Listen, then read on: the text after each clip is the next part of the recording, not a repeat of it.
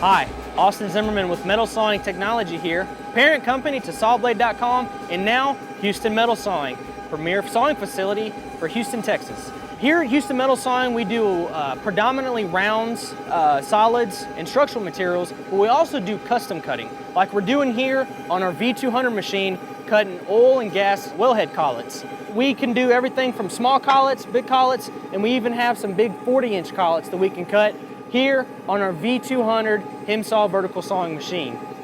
We set it up with a couple vices, that way we make sure that that part is securely fastened on the table, and we normally put a Q601 blade on them to cut through them. They're about a 4140 material, 4130, so which is a chromoly. We run these machines right at about 180 to 200 feet per minute, and then normally it takes about 2 to 3 minutes a cut doing cross-sectional widths going through these collets. So like I said, not only do we do rounds and structurals, but we also do some oddball stuff with custom cutting. So if you need any custom cutting, log on to Houston Metal Sawing and send us a quote request or give us a call.